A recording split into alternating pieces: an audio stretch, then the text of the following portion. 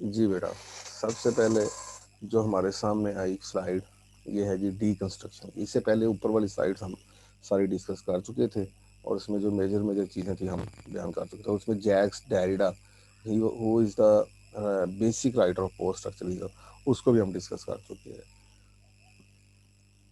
अब ये क्या कह रहा है डीकंस्ट्रक्शन के अंदर, मतलब कंस्ट्रक्शन। देखिए, स्ट्रक्चर में हम क्या करते थे, कंस्ट्रक्शन करते थे लैंग्वेज की बेसिस के ऊपर, सिग्निफायर और सिग्निफाइड की बेसिस के ऊपर हम जो है वो किसी चीज़ को कंस्ट्रक्ट करते थे, ठीक है। क्योंकि वो क्या कहते हैं कि लैंग्वेज जो है एक सिस्टम है, और इसके सिस्टम को अगर समझ लिया जाए तो वो पूरा कंस्ट्रक्शन ही उसी के ऊपर हो जाता है, यानी कि बाइनरी अपोजिशन। लेकिन जो जैक्स डेरिडा था उसने कहा था कि बाइनरी अपोजिशन में ये होता है कि लोगोसेंट्रिसिज्म आ जाती है। जो राइटर होता है वो समझता है कि मैं जो भी कह रहा हूँ, जो मेरी थिंकिंग है, जो मेरी इंटेंशन है, दैट इज अपराइट।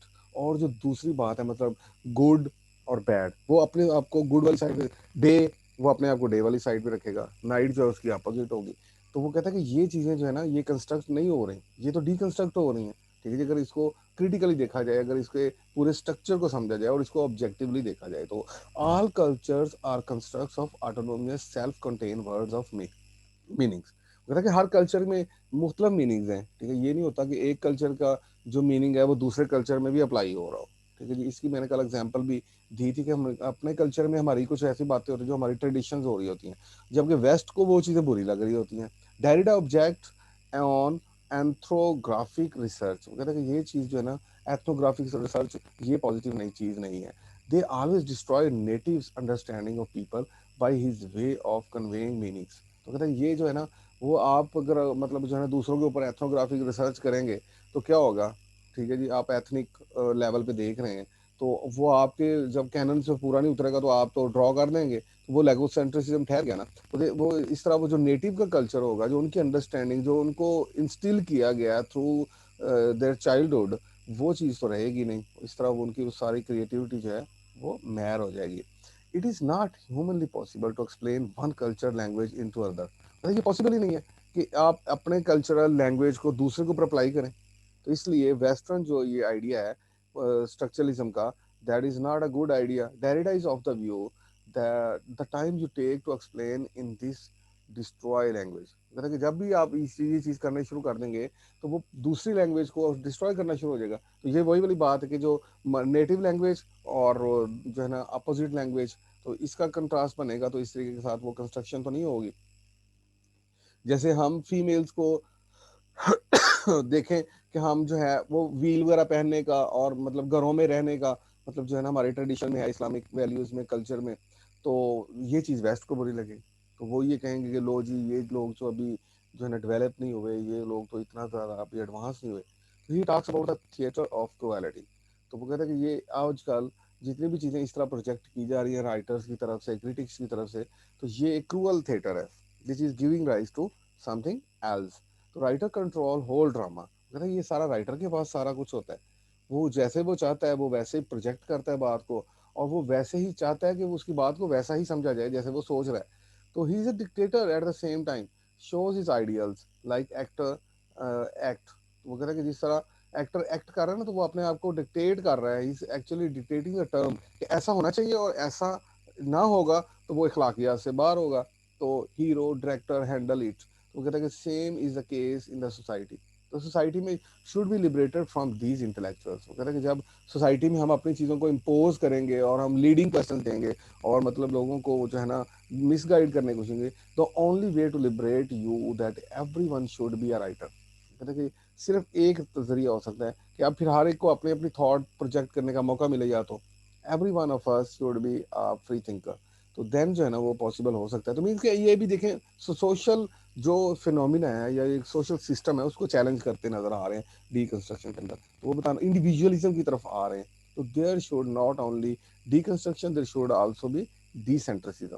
तो मतलब वो सेंटर में कोई चीज़ ना खड़ी हो कि मतलब ये होना चाहिए, ये नहीं होना चाहिए। तो कहते हैं कि क्योंकि हर बंदे की अपनी वैल्यूज है, वो उस हर अपने तरीके के साथ समझता है। डिसेंट्रिसिज्म ये डीकंस्ट्रक्शन से ही निकला है। Derrida is of the view that more authority should be given to actor. कहते हैं कि अब राइटर को नहीं बल्कि एक्टर को होनी चाहिए। Text is actor.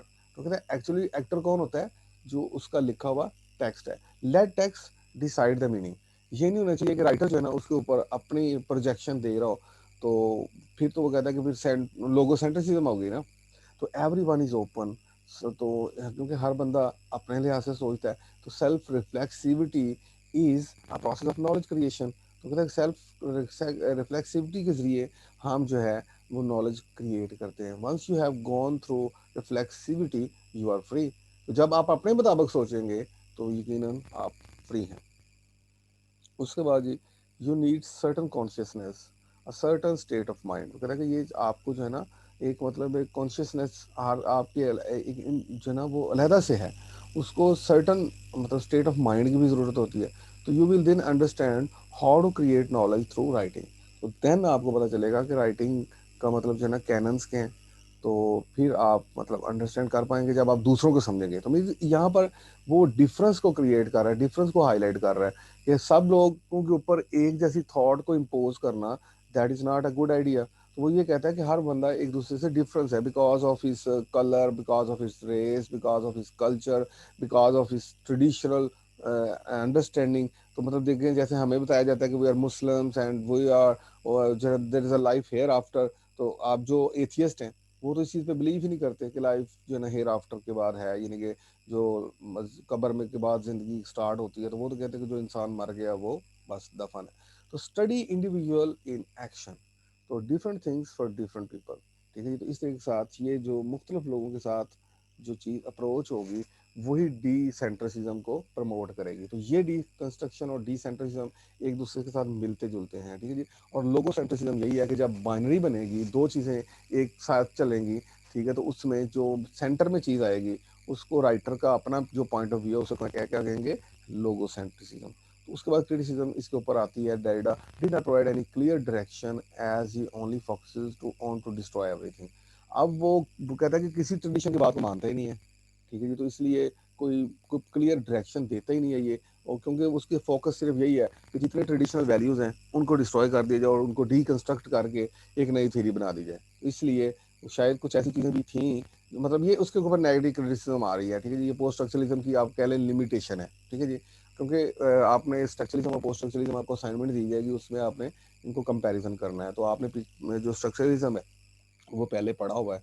ठीक है जी। और इसके ऊपर आपने ये चीज़ें अप्लाई करनी है। If every one becomes a writer that it can create more ambiguity in understanding reality.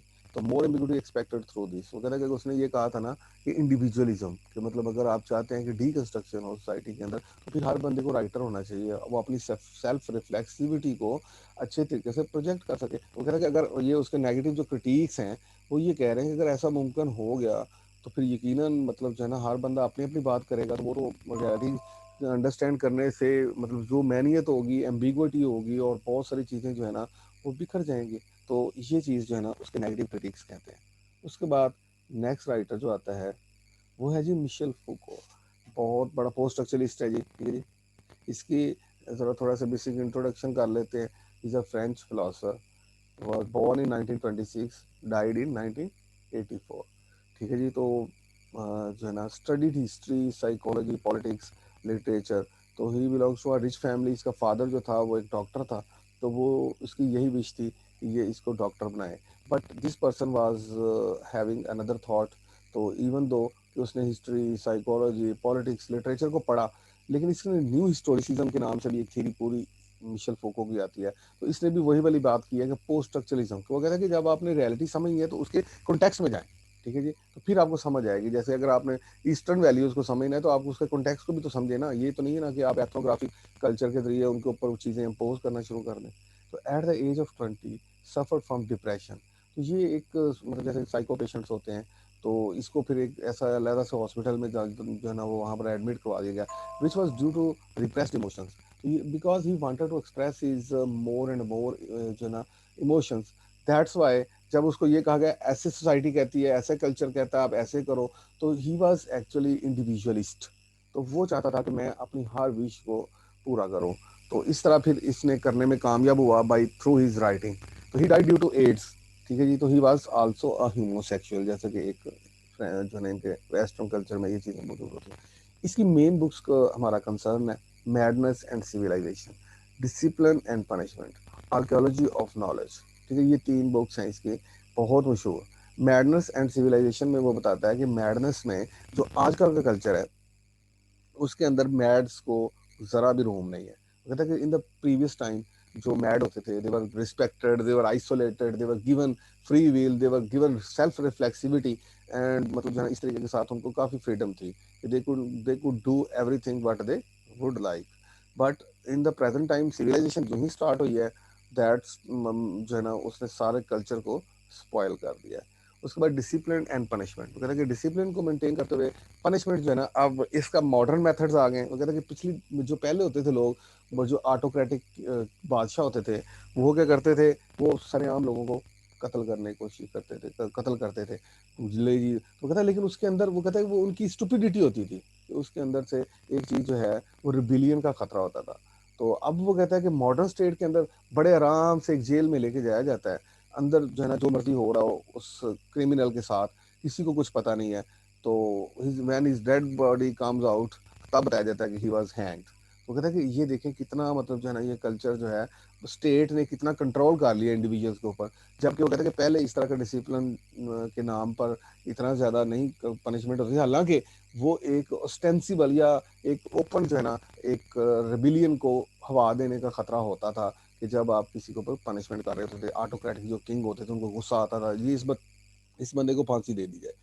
तो आर्कियोलॉजी ऑफ नॉलेज, उसके बाद उसने नॉलेज को भी थोड़ा सिस्टमाइज किया है, उसके हिस्टोरिकल वैल्यूज़ को देखा है कि नॉलेज कैसे प्रोड्यूस होता है, नॉलेज के अंदर पावर जो है हर वक्त मतलब एक्सरसाइज करती है, क्या क्या चीज़ें हैं जिनकी रेटिफिकेशन नॉलेज को डिमांड होती हैं। तो इस बुक के अंदर उसने ये चीज़, he disagrees structuralist and said. तो definitely he belongs to post structuralist. तो डेफिनेटली उसने जो स्ट्रक्चरलिस्ट थे, जो ट्रेडिशनलिस्ट थे, या जो मतलब इस तरह की सोसाइटी में चीज़ें जो वैल्यूज़ को अपहोल्ड करने वाले थे, उसको इन्होंने चैलेंज किया है। नो डेफिनेट स्ट्रक्चर एग्जिस्ट, वो कहता है कि कोई स्ट्रक्चर नहीं होता, it's all because of our self reflexivity. It is impossible to survey situation objectively, rather subjectively always influences. कहता है कि कोई चीज़ को हम, कोई सिचुएशन नहीं है जिसको हम ऑब्जेक्टिवली कर ले, तो जो ही हम सब्जेक्टिवली करेंगे तो वो इन्फ्लुएंस करेगी उस मामला को। तो इसलिए ये बंदा भी ये कह रहा है कि मतलब जो है ना ये कहना कि language is a system, semiotics वाली बात, ठीक है जी, कि language is based on science, ठीक है, साइंस सिग्निफाइड। तो बस यही चीज़ है, वो कहता है इसके अलावा भी चीज़ें कुछ हैं।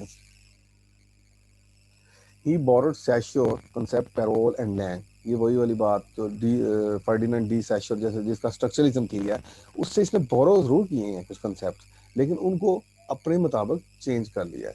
And call discourse as parole because it's keep on changing. ठीक है जी। तो लैंग आपको पता है ना, लैंग एक पूरा सिस्टम है, ठीक है जी, पूरा सिस्टमेटिकल। और पैरोल एक पर्टिकुलर अटरेंस है, ठीक है जी। जैसे हाँ मतलब जो है ना एक सिस्टम हमें पता है कि हमारी एक लैंग्वेज है, उसमें मैन को आदमी कहते हैं, जबकि जो ब्रिटिश कल्चर है या इंग्लिश या अमेरिकन कल्चर है उसके अंदर इंसान आदमी को मैन कहते हैं। तो मतलब एक पूरा ये पैरोल है, ठीक है जी। तो इस तरीके के साथ आगे इनका एक पूरा चेन पैराडिग्मेटिक चेन बनती जाती है, ठीक है जी। मैन, ठीक है जी, वो valiant, super natural, super human, फ्ला फ्ला, तो इस तरह एक पूरा एक बनता जाता है, उसमें हमें पता चलता जाता है कि this is a degree of human being as well. तो he said discourse should be superior on cultural grammar, ठीक है जी। तो ये कहते हैं कि जो डिस्कोर्स है वो उसको सुपीरियर होना चाहिए कल्चरल ग्रामर के जो है ना निस्बत। Social structures never remain same neither culturally agreed by are. तो वो कहता है कि ये सोशल स्ट्रक्चर जो है ना they keep on changing with the passage of time, और जो इनके ऊपर पावर की हायरार्की होती है they kept on changing them. तो इसलिए वो कहता है कि ये कभी सेम नहीं रहते, तो इसलिए हम कोई डेफिनेट या कोई ऑब्जेक्टिव जो है ना कोई सोल्यूशन नहीं ढूंढ सकते इसके ऊपर से। तो इसलिए ये चीज़ भी जो है ना वो मिशेल फोको इस चीज़ को रद्द कर रहा है। तो as he becomes post structuralist in this regard. Foucault on discourse, ठीक है जी। इन लिंग्विस्टिक्स डिस्कोर्स, अब डिस्कोर्स क्या चीज़ है जी, इसका एक बड़ी बड़ी एक ना टर्म है इसकी। तो discourse is a continuous speech, but according to Foucault discourse is a body of knowledge used in service of power. Discourse हर वो एक स्टेटमेंट होगी जो पावर की सर्विस में प्रोवाइड की जाएगी। तो ये हालांकि है कंटिन्यूस स्पीच ही, वर्बल या रिटर्न, बट लेकिन फोको के मुताबिक मतलब जैसे देखें कि जी लोगों को हम सिविलाइज कर रहे हैं, ठीक है जी। तो एक नारा है, लेकिन उसके ऊपर सिविलाइज करते करते ब्रिटिश ने हाँ जो है ना वो ईस्टर्न को, अरब्स को किस तरह उन्होंने तशद्दुद भी निशाना बनाया है, इस तरह की चीज़ें हमारे हमें हिस्ट्री में भी मिलती हैं और हमें फिक्शन में भी मिलती हैं। हमने देखा, मतलब हार्ट ऑफ डार्कनेस भी पढ़ा था प्रीवियस जो है ना सेक्शन में आपके सेमेस्टर में, उसमें देखा कि वो किस तरह लोगों को सिविलाइज करने के लिए आते हैं, ठीक है, ये जो वाइट है ब्लैक्स को, और उनको बजाय इसके कि सिविलाइज करते, वहां पर आके वो डेमी गोड बन गए और उन्होंने देखा कि यहाँ पर हमें कोई स्ट्रक्चर नहीं है, कोई सोसाइटी का एक पूरा कोई चीज़ नहीं है, तो उन्होंने उनको हर तरह से लिहाज से प्लंडर किया और उन लोगों को एक्सप्लॉइट किया और उनके बेसिक ह्यूमन जो राइट्स थे, मतलब उनको खाना पीना भी जो है वो भी उनसे छीन लिया गया, सिर्फ इस बेस के ऊपर कि एक डिस्कोर्स बनाया कि जी हम आप लोगों को सिविलाइज करना चाहते हैं। ये जो मिशेल फोको कहता है कि ये जो डिस्कोर्स है, ये इस तरह के discourse contain all traditions, norms, values, text, symbol, word, expression where hierarchical power relations are found. कहता है जब जहाँ पर भी पावर का नेक्सस नजर आएगा नॉलेज के साथ, तो यकीनन हर वो चीज़ डिस्कोर्स में आ जाती है। उसमें हमारी रवायात आ जाती हैं, नॉर्म्स आ जाती हैं, इकदार आ जाती हैं, टेक्स्ट जो हम बनाते हैं वो भी, सिंबल्स आपको पता ही होगा, सिंबल्स जिसे क्या क्या कहते हैं, when a concrete object conveys abstract idea, ठीक है, तो वर्ड्स, एक्सप्रेशन, वट एवर, जो भी लैंग्वेज के अंदर जितनी भी चीज़ें एलिमेंट्स पाए जाते हैं वो सारे के सारे डिस्कोर्स में मौजूद आ जाती हैं। It is a discourse which determines context. अगर ये डिस्कोर्स ही होता है जो कॉन्टेक्स्ट को, प्लेस ऑफ सब्जेक्ट जो है ना वो डिटरमाइन करता है कि वहाँ इसकी चीज़ को, तो मतलब कहता है कि डिस्कोर्स को समझना ज़रूरी है। प्रोडक्शन ऑफ नॉलेज या डिस्कोर्स इज ऑलवेज लिमिटेड और control and only socio political sanction discourse emerge। ठीक है जी, तो वो कहते हैं इसको बड़ा कंट्रोल करने की कोशिश करती है कि ये इस तरह हो तो ऐसा होना चाहिए, तो ये इसने मैडनेस एंड सिविलाइजेशन और ये दूसरी बुक्स हैं उसमें यही बात ही की है कि मतलब जो पहले ट्रेडिशनलिस्ट थे उसके अंदर लोगों को अभी इतना अवेयरनेस नहीं थी, लेकिन जो ही सिविलाइजेशन होती गई है वो लोग जो है ना उन्होंने नॉलेज गेन किया और नॉलेज के अंदर से मतलब लोगों की फ्रीडम जो है ना वो इंडिविजुअल्स की वो छीन ली गई है, तो उसका ये दाई है, उसका ये जो है ना मतलब जो है ना ये बताता है बात।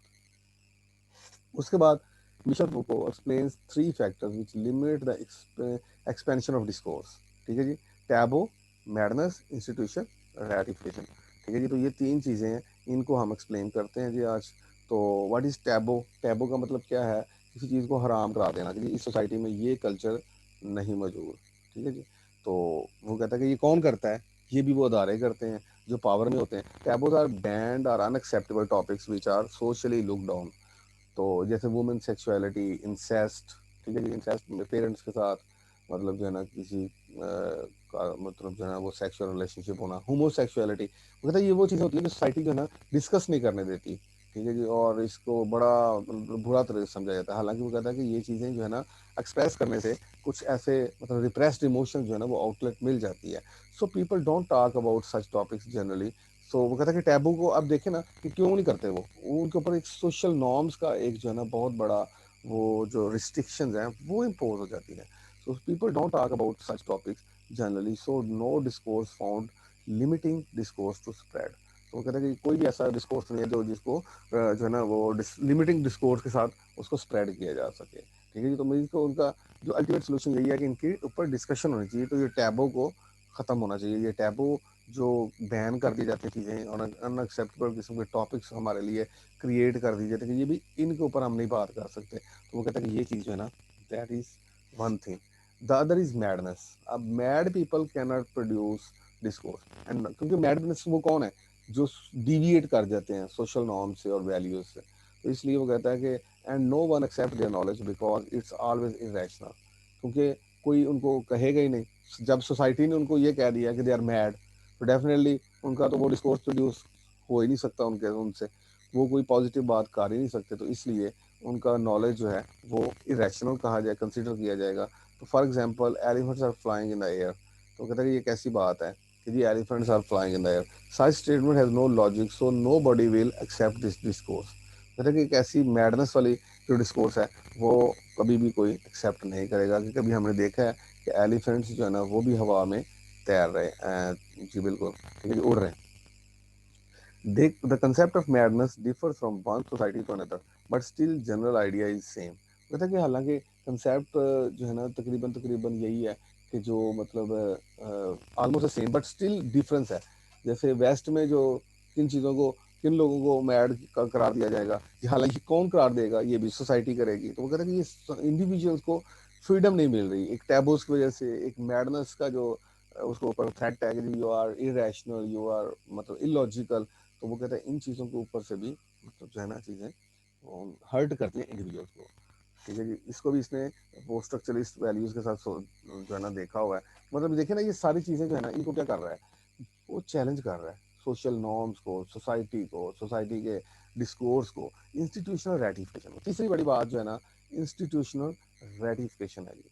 ठीक है जी, तो different institution produce discourse like school, universities, labs, news agencies, media etcetera. अब देखिए ना, वो कहता है कि जो मुख्तलिफ किस्म के जो अदारे हैं, ये प्रोड्यूस कर देते हैं डिस्कोर्स। अब उसके अंदर जो स्टेट होती है, वो सारा स्कूल के अंदर करिकुलम उन्होंने पहले से बनाया बताया होता है, यूनिवर्सिटी में बताया होता है कि यहाँ तक आप फ्री थिंकिंग कर सकते हैं, इससे आगे टैब हुआ है। ठीक है, तो it's all because of the state control. तो लैब्स, उनको बताया जाता है कि ये चीज़ें आपने करनी है, ये नहीं करनी। तो देखिए ना, ये एथनोग्राफिक कल्चर है ना, तो मतलब वो खुद आप इम्पोज करें कि ये चीज़ें कर सकते हैं, ये चीज़ें नहीं कर सकते। तो ये रेटिफिकेशन, रेटिफिकेशन समझते हैं, ये तस्दीक। ठीक है, तो इंस्टीट्यूशनल रेटिफिकेशन जब मिल जाएगी तो स्टेट के लिए बड़ा आसान हो जाएगा लोगों को मार्जिनलाइज करना, लोगों को बाहर निकालना कि जी ये लोग जो है ना वो मैड हैं। तो मीडिया एक्सेट्रा, मीडिया के जरिए भी बहुत सारी प्रीचिंग होती है कि मतलब ये होना चाहिए, ये नहीं होना चाहिए। Such institution regulate knowledge production and consumption. तो इस तरह के जो इंस्टीट्यूशन हैं, वही नॉलेज को प्रोड्यूस कर रहे होते हैं और वही नॉलेज को कंज्यूम कर रहे होते हैं। ये जो ऊपर अबाव साइड जो बताए गए हैं, schools, universities, labs, news agencies, media, तो इसके जरिए स्टेट में देखें, जैसे हमारा आजकल वो कहते हैं कि स्टेट बड़े इजीली जो है ना लोगों को इसने पेनॉप्टिकल एक जो है ना वो का भी कंसेप्ट किया है। ठीक है जी, तो मतलब जैसे वो कहता है कि जेल में पहले जो था, कैदियों को कंट्रोल करने के लिए मुख्तलिफ बैरक्स के अंदर ना मुख्तलिफ जो थे वॉचमैन रखे गए थे, वॉच डॉग्स। लेकिन अब वो कहता है कि एक इस तरह का पेनॉप्टिकल जो है ना वो जो एक स्टेट जेल को बनाया गया कि एक ही बंदा ऊपर से देखे, जैसे सीसीटीवी कैमरास जो हैं, ये क्या है, ये भी इसी तरह से ही बनाए गए हैं। तो मतलब हमारे एक्शंस को वो देख रहे हैं और हम लोग डर रहे होते हैं। देखिए जैसे हमारे जो मतलब जो है सेल फोन और हमारा जो डाटा रिकॉर्ड है, हमारा एटीएम का यूज़ है या वट एवर, जो जितना स्टेट के पास नॉलेज होगा वो उतना हमारे ऊपर पावर गेन करेगी। तो वो ये चीज़ जो है ना उसने इस चीज़ को हाईलाइट किया। For example, sun revolves around the earth, until institutions don't ratify or approve above statement, no one will believe it। ठीक है जी, कि हाँ जब तक ये इंस्टीट्यूशंस ना फैलाएं, ये ऊपर वाले यूनिवर्सिटी, स्कूल्स और ये न्यूज़ एजेंसीज वगैरह और मीडिया वगैरह में हाईलाइट ना किया जाए, तब तक कोई चीज़ नहीं मानी जाएगी। तो सन मतलब जो है ना, तो जैसे ये कहा गया था कि जी elephant flies in the air, तो वो मैडनेस थी। ठीक है जी, तो इस तरीके के साथ जो है ना, no one will believe it, इसके ऊपर कोई भी बिलीव नहीं करेगा। Such discourse is always kept in control which is harmful for existing power structure. तो इस तरह के डिस्कोर्स जो है ना, हमेशा उनको कंट्रोल में रखा जाता है। ठीक है जी, क्योंकि जो भी स्टेट ने करवाना होता है वो रेटिफिकेशन उसको चाहिए होती है और वो अपने इंस्टीट्यूशन से वो मनवा लेती है। इस तरीके के साथ जी ये तीन चीज़ें इसके बड़े डिस्कोर्स में आती थी। Shift of discourse paradigm, knowledge structure keeps on changing with the passage of time. वो कहता है कि अगर हम देखें कि जो हमारे यही वाली वैल्यूज़ थी 200 साल पहले डिफरेंट थी, उसके बाद 100 साल बाद और डिफरेंट हो गई, आज वो उससे भी ज़्यादा डिफरेंट है। तो कहता है कि ये जो नॉलेज स्ट्रक्चर होता है, ये भी चेंज होता रहता है और पैसेज ऑफ टाइम के साथ। और पावर जो हायरार्की है, that is also keep on changing, but power जो है जिन लोगों के पास है वही उसको मेंटेन रखते हैं। For example, the concept of homosexuals emerged in 19th century. Three types of discourses were produced to define the subject homosexual, which were medical, sick and abnormal, जो मतलब ये बताया गया कि ये क्या कौन लोग हैं। ठीक है जी, जब इसके ऊपर एक पैराडाइम शिफ्ट आई तो लीगल या इलीगल है ये, ठीक है जी, मॉरल या इमोरल है, एंड पनिशेबल है। तो मतलब ये बाद में इन चीज़ों को बताया गया। तो so people were position as sick, illegal and should be punished. तो मतलब देखें, वो कहता है कि ये चीज़ें उनके ऊपर इम्पोज कर दी गई। ठीक है, तो ये एक जो है ना लोगोसेंट्रिसिज्म हो गई ना। ठीक है जी, but no today's era some of western countries have legalized the homosexuality, so discourse keeps on changing। तो अब देखें वही वाली बात थी। ठीक है जी, तो अब डिस्कोर्स क्या हुआ है, जिनके पास अब पावर है सोशली, जो लोग रेटिफाई कर रहे हैं वो ये कह रहे हैं कि अब they are giving vent to और they are giving rise to the homosexuality. So that's why जो है ना वो अब उसको लीगलाइज कर रहे हैं। और वो हालांकि इन्होंने खुद ही तो इलीगल करार दिया था इसी सोसाइटी में, इसी हायरार्की में। तो वो कहता है ये एक पैराडाइम डिस्कोर्स शिफ्ट होती रहती है with the passage of time. Why? Because knowledge and power has its Nexus. तो ये इसका बेसिक जो है ना ये एजेंडा है। The subjective self for Foucault said, we think that we are free agents, but we are historically produced. कहता है कि वो कहता है कि हम जैसे सोचते हैं ना, that's why we are free agents. We have a free will. हम जहाँ जाना चाहते हैं वहाँ चले जाते हैं, जो करना चाहते हैं वो कर लेते हैं, but still historically हमारे ऊपर कुछ problems हैं. We have positioned ourselves to predefined conceptual map, creating our identities. वो कहता है कि शायद हमने अपने आप को प्री डिफाइंड जो पहले से ही कंसेप्चुअल एक मैप हमारे लिए करार दे दिया गया ना, ये चीज़ें कैनन्स हैं, ये पॉजिटिव हैं, ये नेगेटिव्स हैं, तो वो हम उन आइडेंटिटीज के ऊपर अपने को मीट करने की कोशिश करते हैं। तो that's why we lack. For example, for Sarah a good woman is the one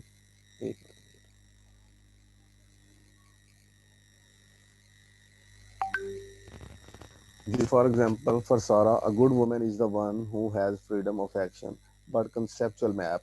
Dominant discourse says that good woman is the one who is well mannered. ठीक है जी। तो वो कहता है कि ये हालांकि ये चीज concept, so Sara rejects her own concept of independent women and accept the dominant knowledge.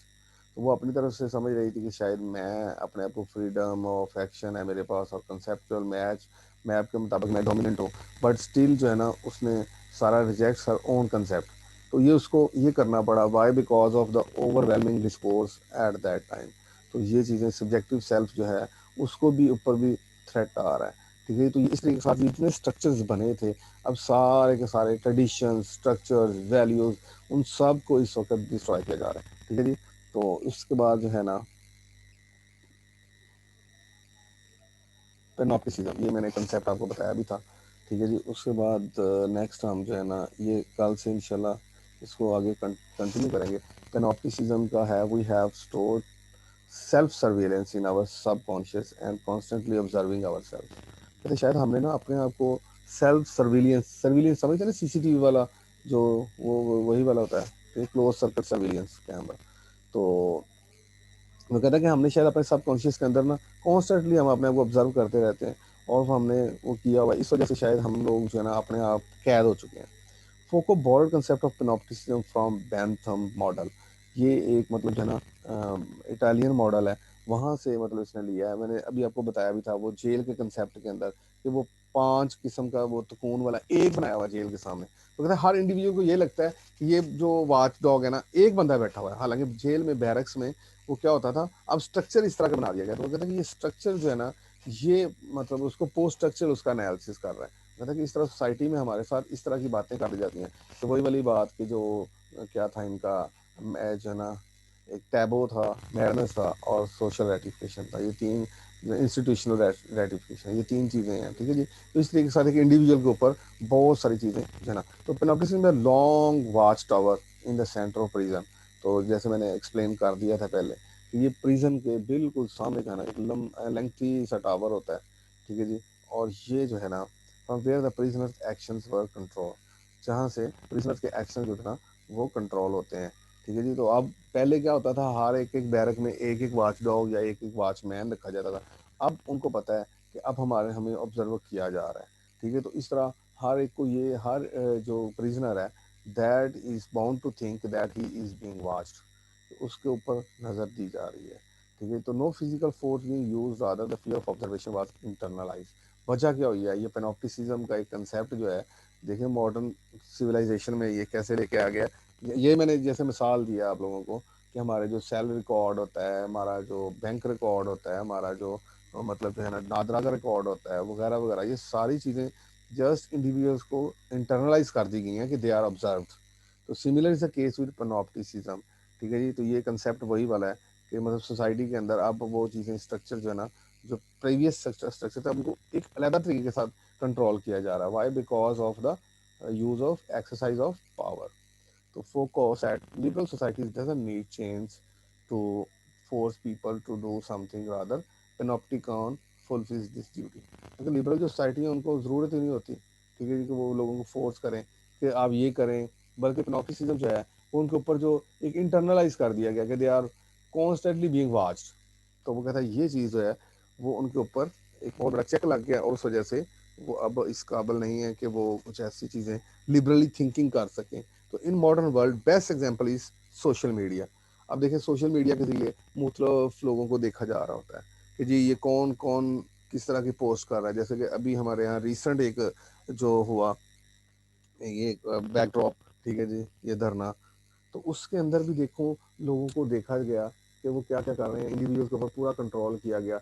जो कोई भी अपनी फ्रीडम ऑफ एक्सप्रेशन करना चाहता है उसको स्टेट ने बड़े आराम से मैनेज किया। कुछ ऐसे मतलब इश्तेहारात लोगों ने दिए और उनको फिर उसी तरह कंट्रोल कर लिया गया, ठीक है जी, और उनको पब्लिश नहीं होने दिया गया, लोगों तक पहुंचने नहीं दिया गया। तो ये अब स्टेट, मॉडर्न स्टेट सिविलाइजेशन के नाम के ऊपर लोगों के ऊपर जो है ना बहुत ज़्यादा चेक रखे हुए हैं, ठीक है जी। तो ये इसके जो है थोड़ा सा अभी हम इसका जो ना रीजन को भी देख लेते हैं। It believes that if we observe accurately, ये पोस्ट स्ट्रक्चरलिस्ट जो है ना वो बिलीव करते हैं कि collect data systematically and make logical deductions, then we can reach reliable conclusions, ठीक है जी। तो कहते हैं कि हम इसके लिए हमें ऑब्जर्वेशन और वो सारे कैनन से गुजरना पड़ता है, then we can reach up to a good conclusion about language and the world, ठीक है। तो ये लैंग्वेज और वर्ल्ड को समझने के लिए हमें इसके लिए पूरा एक प्रोसेस से गुजरना होगा। तो ये इनका एक बेस है। उसके बाद जी, they are no facts only interpretation. मतलब कोई फैक्ट्स एंड फिगर के नाम की कोई चीज़ नहीं है, जस्ट इंटरप्रिटेशन है। जैसे किसी ने फैक्ट्स को देखा उसने वैसे ही उसको बयान कर दी। Philosophy is so to speak sceptical by nature. मतलब जो फिलोसफी है, जो आज तक जितने भी मेटाफिजिकल बातें की गई हैं, वो कहते हैं बाई इट सेल्फ इट्स जो है ना स्केप्टिकल, राइट। कभी भी एक बात पे ठहरे नहीं है लोग। अपोजिशन ज़रूर है, बाइनरी अपोजिशन जो मौजूद रही है। अगर एक बंदा ये कह रहा है कि ज़मीन जो है सूरज के गिर्द घूम रही है, तो फिर दूसरा ये कह रहा है कि सूरज ज़मीन के गिर्द घूम रहा है। तो सिमिलर वो कहता है कि ये इस तरह की वेरिंग जो चीज़ें रही मौजूद रही हैं, ठीक है जी। तो वो कहते हैं इन सिर्फ इन चीज़ों को ऑब्जेक्टिवली एनालाइज करने की ज़रूरत है, तो फिर हमें बहुत सारी चीज़ें डिस्क्रिपेंसी जो है वो हाईलाइट होती नज़र आएंगी। तो इस तरीके के साथ जो है ना philosophy is जो है ना skeptical by nature and usually undercuts and questions common sensical notions and assumptions। मतलब कि ज़्यादातर जो है ना ये जो कॉमन सेंसिकल जो क्वेश्चंस हैं उनके ऊपर ही इसका फोकस होता है, ठीक है जी। उसके अलावा post structuralist writing by contrast tends to be much more emotive. वो कहते हैं कि ये थोड़ा सब्जेक्टिव होना चाहिए, ऑब्जेक्टिवली हम थिंकिंग कर करके जो है ना, मतलब क्योंकि ये इंडिविजुअल्स के पास ये ख्याल होना चाहिए कि they can reduce, they can deduct, ठीक है। Often the tone is urgent and euphoric related and the style flamboyant and self-consciously showy. Overall, it seems to aim at an engaged warmth rather than detached coolness। तो इसका मतलब ये हुआ कि अब subjectivity की तरफ आ रहे हैं हम लोग, ठीक है जी, पोस्ट स्ट्रक्चरलिज्म में, बजाय इसके कि डिटैच्ड कूलनेस की तरफ से नहीं नहीं हो हम, ठीक है। क्योंकि ऑब्जर्वेशन जो होगी डिटैच किस्म की, उससे तो वो जस्ट फैक्ट्स एंड फिगर निकलेंगे। तो वो कोई इतने ज़्यादा फैक्ट्स एंड देखें, ये जैसे अभी हम मिशेल फूको की बातों को पढ़ा और हमने देखा कि उसने किस तरह मतलब चीज़ों को हर तरह से अलग से सोचा, सेल्फ रिफ्लेक्सिविटी के जरिए सोचा। और उसने बताया कि सोसाइटी और ये जो पावर हमारे ऊपर जो मॉनिटर कर रहे होते हैं, हम लोगों को वो ऑब्जर्व कर रहे होते हैं, उनका क्या रोल है इंडिविजुअल जो इंटरनलाइजेशन और उसका जो कंसेप्ट है उसमें, ठीक है। इसी तरह post structuralism develops what threaten to become terminal anxieties about the possibility of achieving any knowledge through language.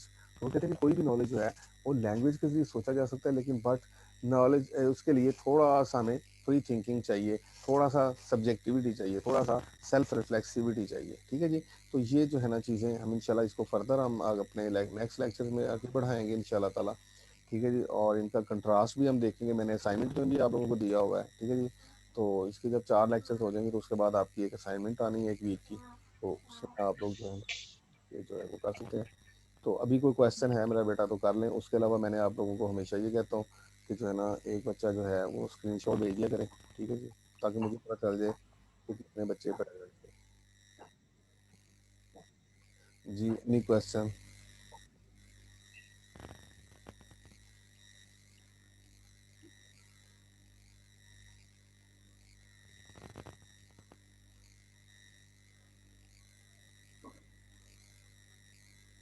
जी बेटा क्वेश्चन कोई नहीं है किसी बच्चे के पास?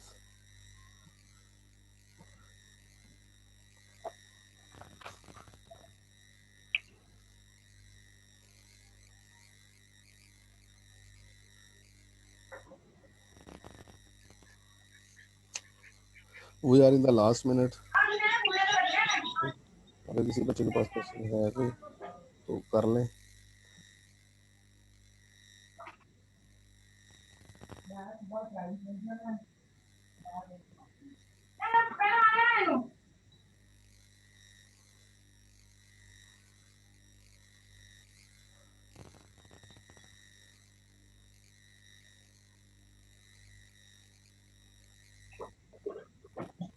खा ले जे।